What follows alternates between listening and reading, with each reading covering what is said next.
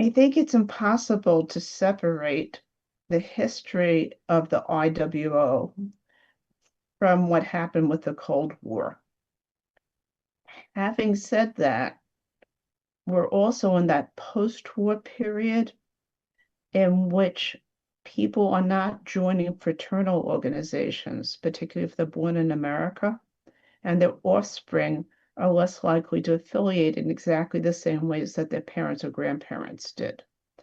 But what happened with the Cold War and with the way the IWO was shut down legally, which was unique in terms of the application of New York State insurance law and revoking its insurance license as a fraternal order, meant that it became a Cold War unique tragedy.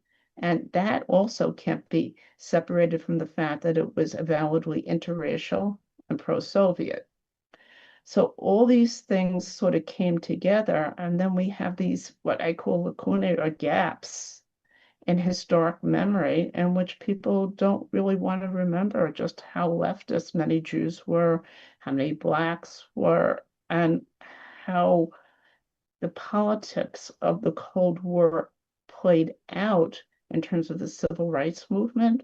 I would agree with all of that. I think also part of it is just the passage of time. And it's okay, 71 years is not a long time in other aspects, but the people who would directly remember it, and I think we found that out when we did the online conference. We were very fortunate. There are some people who were about 90 who reminisced about their time in it. But unless you're somebody who really knows about what your grandparents did, it's disappeared. But I would say that's only on top of. I think the main thing is either uh, fear of the Cold War or embarrassment. And people, like we were saying before, were deported or lost their livelihoods over membership in this group. So I think a lot of people, out of pragmatic reasons, chose to forget about the IWO, uh, and yeah, that's kind of a shame.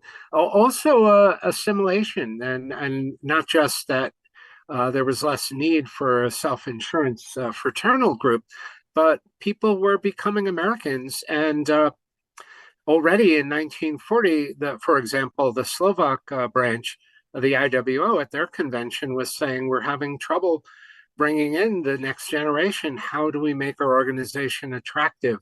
There were people who maybe weren't as interested in learning the language or performing in ethnic plays anymore. They did consider themselves, and they were, of course, American born increasingly. So I think that uh, over time has led to this group being forgotten as well. And I would just add to this that the need for fraternal benefits and society is a little different once you have a GI Bill and suburbanization. And you're going to end up again with that interracial aspect becoming both more salient and something that becomes harder as America changes.